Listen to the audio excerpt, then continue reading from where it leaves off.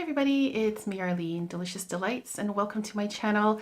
So today I have yet another new fragrance releases for 2023 video for you guys. There's 17 new perfumes that will be released in 2023. I guess maybe some of these are already released. Maybe late last year. It depends on where you live, but where I live, these haven't been released yet as far as I know. So as I said, there's 17 new fragrances. Most of them are designer perfumes. I'll start off with the designers, and then there's a few budget fragrances here as well. And then as always, I'm going to leave my top 3 that I'm looking forward to the most to the very end of the video. So let's begin with the first new release. This one I actually have already released. It's from the house of Dior. It's Miss Dior Blooming Bouquet 2023. This one has some notes of sweet pea, bergamot, damask rose, peony, and white musk. Kind of similar to the notes to the original Blooming Bouquet, which I actually have here, which is a gorgeous, gorgeous bottle. I just love this bottle so much. And then of course the bottom detail with the houndstooth. So with the new bottle, it just has a different bow. It's like a silvery kind of material. I think I like this one better. I'm not really sure. But anyways, I have reviewed it. They're pretty much, I won't say the same, like I don't know if they're actually the same, but they are very similar in my personal opinion. At least on my skin they are. So I don't really think I need to own the new version. I'm okay with wearing the old version. Second new release is Lancome La Vie Est Belle Iris Absolue. This is of course a flanker of La Vie Est Belle. Some notes listed are iris pallida, jasmine sambac, orange blossom, and patchouli essence. It has felt for a very long time that a lot of the flankers just start to smell similar. I guess it's going to be similar to the original La Vie Est Belle, but maybe more emphasis on the iris. Maybe it's going to be more stronger or more intense or more extreme. I don't know. But I will definitely give this one a try when it does get released. Next up, we have a scent from Salvatore Ferragamo. It's another flanker, sorry. It's Amo Ferragamo Oriental Wood. So this bottle actually has some Arabic writing on it. So I'm guessing it might be just a limited edition. But the notes listed are cardamom. Well, some notes listed are cardamom, red apple, lemon, rose, saffron, bourbon, vanilla, oud, and musk. So this is really interesting with the oud and the saffron. Maybe it's going to be a more animalic version of the original. I do love the original Amo Ferragamo. I finished a bottle of that one last year, and I also finished a bottle of Flowerful, which is another flanker, which is just a really nice, freshy, citrusy floral scent. So hopefully I can get my nose on this one, but I'm not holding my breath for it. Next up is Montblanc Signature Absolu, a flanker of Montblanc Signature. Some notes in this one are mandarin orange, Williams pear, tuberose, frangipani, tonka, and cedar. I don't think that there was a pear note in the original. And I also don't see a vanilla note in this version, the Absolu, so curious about this one. Next up, we have a scent, another flanker from Shiseido. It's Shiseido Ginza Intense. Comes in a nice see-through bottle, but the cap and that thing in the middle, I'm not sure what you call it. The design is like a really nice bright red color. So some notes are blackcurrant, rose, patchouli, and vanilla. And with this collection, Shiseido Ginza, I really enjoyed the original one. It was a very nice, soft, berry, sweet, fruity, musky scent. The Murasaki version, which was the next flanker, or the first flanker of it, was all right. It wasn't my favorite. I think the original is my favorite, but I am looking forward to this one because blackcurrant is a note that I really enjoy. rose, patchouli, and vanilla. It just sounds like a really nice, maybe fruit chewy, intense scent.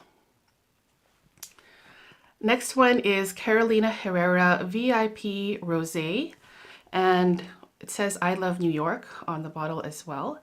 Some notes listed are bergamot, apricot, musk, jasmine, coffee, and patchouli. So with this VIP collection in the pill-shaped bottles, I don't think I've even tried any from this collection. I don't even see them in stores. So if I were to try one of these, I would have to blind buy it. So I'm not sure if I want to blind buy it because this house, Carolina Herrera, not my thing. Like, I don't really gravitate towards this house, but this VIP rosé, maybe it's referring to the wine rosé because there aren't any rose notes in here. But it does look interesting with the coffee notes and the apricot. Hopefully I can get my nose on this one. The next one here is Nina Ricci Nina Nature. This one has some notes of Granny Smith apple, lemon, lily of the valley, jasmine, vanilla, white musk. And so this one comes in a really nice pastel green color. Kind of reminds me of like a sherbet, like a lime sherbet ice cream. It says granny apples in here and lemon, and that kind of reminds me a little bit of light blue from Dolce Gabbana. And then we have Van Cleef and Arpels Midnight Rose. It's part of their more exclusive collection. And this one has some notes of mandarin orange, raspberry, jasmine, tuberose, Bulgarian rose, Taif rose. So rose notes, it seems like it's a very popular note, even more so, like it's always been popular. I do like the note of rose, so yeah, this one sounds nice, like a fruity rose, patchouli kind of scent. Now let's move on to some budget perfumes. The first one is from Kate Spade and it's called Cherie. And this one has notes of currant, raspberry, sweet pea, jasmine, musk, and white woods. This is another house that I don't really pay that much attention to. I do see it sometimes in the store and I just walk right by for some reason. Kate Spade is a designer house that makes a lot of like handbags and accessories and stuff. I actually wear a Kate Spade bag myself, but for some reason I don't really go to their fragrances, but I probably should start because I have heard some good things about some of their fragrances. So next up we have a celebrity scent, Kylie Minogue Disco Darling. This one has notes of bergamot, blackcurrant, apple, jasmine, raspberry blossom, vanilla, orchid, and musk. I have not heard about Kylie Minogue in a very, very long time.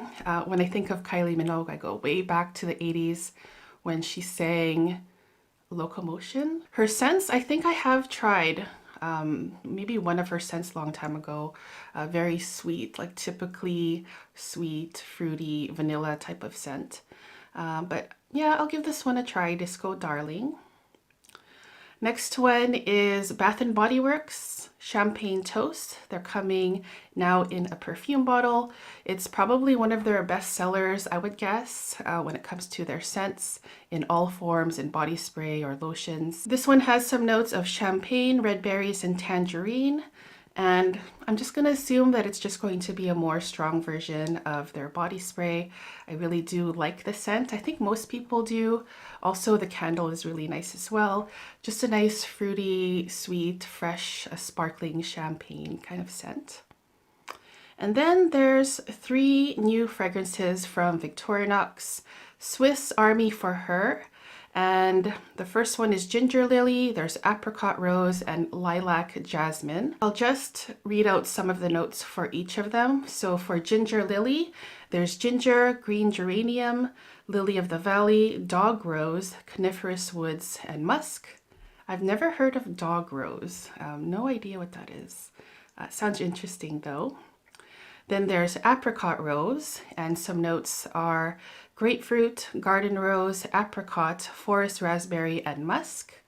And then the last one is Lilac Jasmine, and this one has notes of blackberry, blackcurrant, alpine rock, jasmine, lilac, patchouli, and cedarwood. So of these 3, which one would I try first? Probably the Apricot Rose. I like the note of apricot very much. Also, the Lilac Jasmine sounds really nice as well. These three are the ones that I'm looking forward to the most out of all of these ones. In number 3 spot, we have Paco Rabanne Lady Million Royal. And so some notes in this one are pomegranate, florals, and woods. I'm guessing that this version will be showcasing the very nice sweet tart fruit of pomegranate. With Lady Million and the collection, I think that it's kind of underrated. When I first tried the collection, I was kind of like, I wasn't really that crazy about it. But then as time went by, I tested it more and more of them, and I actually really enjoy this collection very much. Maybe it's because the bottles are kind of, well, they can be seen as tacky. My favorite from the collection is this one here, a Lady Million Privé. Really, really nice, dark, sweet, cocoa vanilla scent. Now in number 2 spot, we have Dolce & Gabbana Q. This one has some notes of Sicilian lemon, blood orange, cherry, heliotrope, musk, and cedar, and it's considered a fresh aquatic scent. So I'm really curious about this one. I think the bottle with the crown on top, maybe some people might find it a little bit tacky, but I think it's cute. There's also, of course, the men's version that was released maybe a few years ago, the K for king. So now they have Q for queen. The bottle actually reminds me a lot of the L'Imperatrice bottle. One of the main notes is going to be cherry, and cherry is, of course, a very trendy note right now. It's very, very popular. So maybe it's going to be a cherry version of this L'Imperatrice. Also, the color is pretty similar as well. So I'm very, very curious about this release for sure. And then in number 1 spot, this is the number 1 perfume that I'm looking forward to the most. It's from the house of Miu Miu Fleur de Lait. So some notes that are in this one are mango, osmanthus, and coconut milk. And this one is also inspired by an Asian dessert called mango pomelo sago. So yeah, I am really, really looking forward to this one because it just sounds delicious. I love notes of mango. Osmanthus as well gives a nice apricot-y, peachy kind of scent to it. And then coconut milk makes it nice and creamy and milky, lactonic. It just sounds so, so, so delicious. Also with the house of Miu Miu, I have tried some of their fragrances. The original one, and there's a few flankers that I don't really remember the name of, but those ones I wasn't really a huge fan of. So I'm hoping that this smells exactly what the notes say it smells like. That's my number 1 fragrance that I'm looking forward to the most. And that rounds out the 17 new perfumes for 2023. If you guys want to let me know which ones you're looking forward to down in the comments, I would love to hear about that. Thank you so much for tuning in to this very long video, and I'll see you guys soon in the next one. Take care, guys. Bye-bye.